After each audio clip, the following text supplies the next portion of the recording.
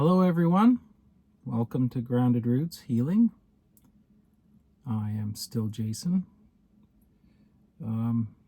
Took a little bit of a break from making videos.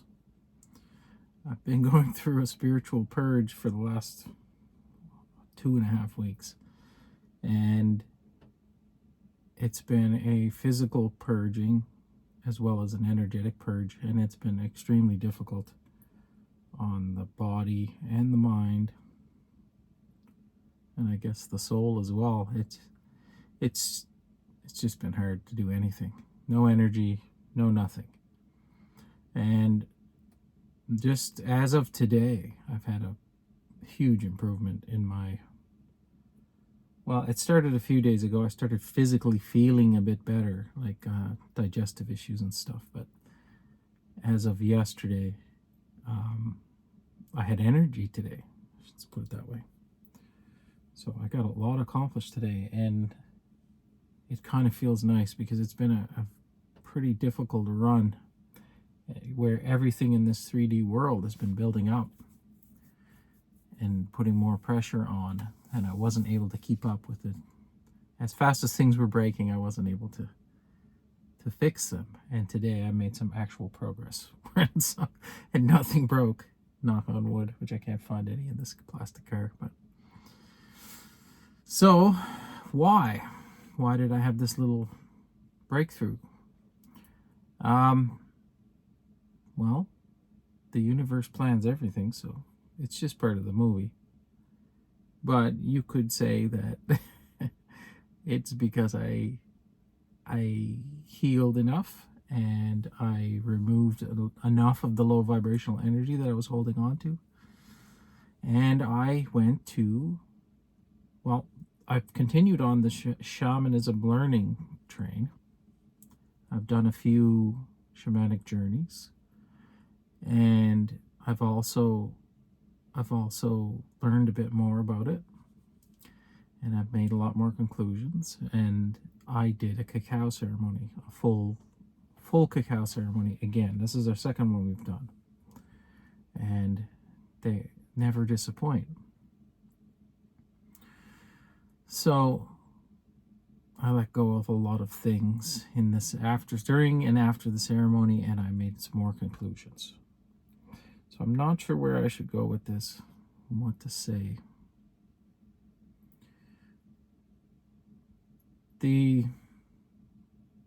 Trying to think of a way to provide value to anyone who's still listening, but I think that the whole point of this channel is for myself. I mean, it always was. It was always going to be a way for me to formulate ideas and clarify things in my own mind. And it certainly has done that. My views have changed over the last 3.5 months, and I've learned so much. But I guess the best thing to talk about is just whatever's interesting me at the time. And the cacao ceremony was, like I said, it did not disappoint again. They adjusted the ceremony slightly. They added some stuff and took some stuff away, and it was very good. It was very well done. And I ended up being frustrated during the ceremony. During the whole day before going to the ceremony. And of course that's by design. And what it was I had to broach some more low vibrational energy that was in my system. I was feeling like I was starting from square one again, which of course you're not. You're not, but when you're in it, it feels like that. What's happening is it's a slingshot effect. So you're getting pulled back before the slingshot launches you off. And it does feel like you're getting pulled back. So, and I've I couldn't get out of that frustration, and that's what I dealt with in there. And also the fact that you're not supposed to kill your ego. You're supposed to live with it. You're supposed to learn how to integrate it. You're not supposed to kill your shadow. Your shadow's the part of you that did all the bad things in your life that you're not proud of, and maybe took joy in other people's misery, or caused pain. And the parts that you're not proud of, that's part of you. It's definitely part of your human structure, and integrating it, accepting it, and as Amanda figured out, loving it, because I've been trying to forgive it and not being able to. Really, like trying to forgive myself completely. Now, I've had some inroads on this, but to completely forgive the shadow part of you, the part that did the things that you're not proud of, it's difficult. And the approach, the real approach, is to love it. Now, it sounds easy.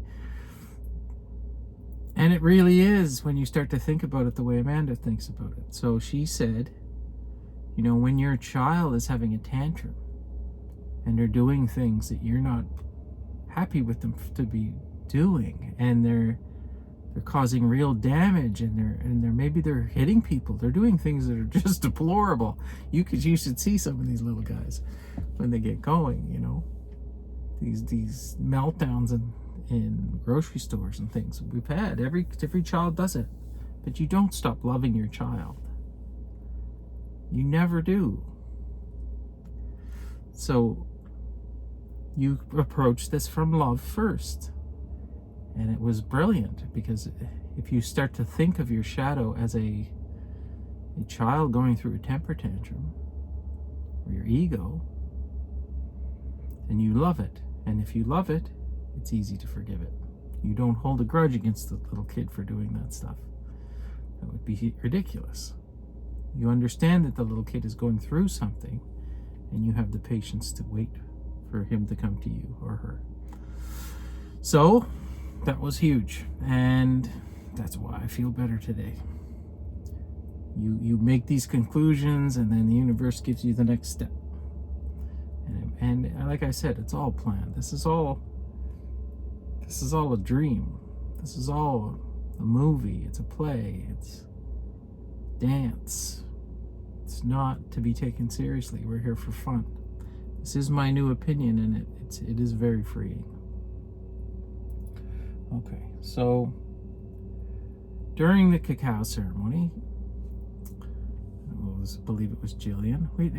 It was amazing. We did all kinds of things that we've done before. We drew an oracle card, or they placed oracle cards for us, and they were bang on once again. So Amanda was sitting to my right. Her oracle card had a couple on there, and there was a keyhole over the gentleman's heart, and no key. And I can't remember the exact phrase, but it was essentially the key to the marital bliss is in this locked heart, which is my locked heart. Then my card, there was an X over top of the heart, and as well as other things, and it was something along the lines of heal and move on. Deal with it and move on. And the two sequence of oracle cards were telling me that the key to our relationship improving even more, because it's already gotten a lot better, is for me to finish opening my heart. The key is in my heart, literally. Opening it and moving on from it. So that was profound as hell. And then Jillian asked us to, I believe it was, say 3 words that just came to our mind. And this is where things got shamanic, let's say. So what immediately came to my mind was frustration, because I was feeling frustrated. seemingly have gone back to the start and why things were taking so long. All of this stuff that you know, the ego does. It gets frustrated and has no patience. And I'm low on patience as it is. Amanda is my soulmate, and she has all the patience for this relationship. So I'm learning, but it's definitely the case. And so I had frustration, and also Blue Jay and Archangel Sandalphone, or Sandalphone. I had no idea why that was in my mind. Archangel Sandalphone. Okay. I don't even know, or I didn't know what that archangel was responsible for. And so I have been in the presence of other archangels, in particular Gabriel. And that was an extremely wild experience. So it's a long story. I don't know if I can fit it in on this video without getting too extended. But anyway, I had an encounter when I first awoken through a psychic medium where I was in the presence of Archangel Gabriel. And some strange things happened in the environment we were around. I was trying to avoid going to this because I knew it was going to be profound and powerful, and I was frankly afraid.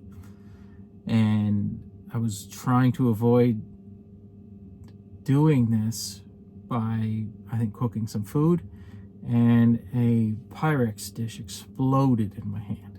Exploded. This is at 2 a.m. while I was going through this stuff called Soul Boot Camp.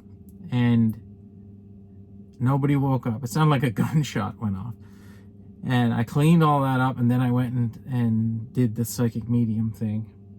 And the medium that I was following was in the presence of Archangel Gabriel, and I was as well. I could see it, I could feel it, I was there. And the energy of that being is indescribable. They are extremely powerful. It felt like I was quaking under the weight of the power of that being. It wasn't a bad thing, but I could hardly breathe. It felt like I was being pushed under the weight of the brilliance of the being. And as soon as I was done with that and released, let's say, from this, what I now know is a shamanic journey. What you're doing is astrally projecting. I staggered away from my computer setup that I was sitting at, and I was going into the kitchen to get a drink of water, and this was like 3 a.m. when this was going on, and Amanda woke up immediately in a panic and was like, "What's happening? What's wrong with you?" So she felt the disturbance in the force, you could say. So that was pretty cool. That was one of the first times that happened. Well, I had no idea who Archangel Sandalphone was, and I've since looked it up. And I've been trying to connect with my ancestors since I started learning about shamanism. My ancestors are my spirit guides. And I've said this before, but I've had the presence, I've had a entity with me since I was a child that I can remember. And it looks like an energy ball with a pile of tendrils hanging off of it. Thousands. I've described this before in other videos. I think I'll call it my dragon. And what I had learned doing a quantum healing hypnosis technique was that this was a seraphim, or an angelic dragon. Okay? And where am I going with this? Well, apparently Archangel Sandalphone is the leader of the seraphim. So, and I believe one of the only archangels that was actually an incarnate human, as in, I think, Metatron and Archangel Sandalphone. So I've had that being with me since I was a little kid, and the entire time when I was asking to see my ancestors, this entity was in my face, in my third eye.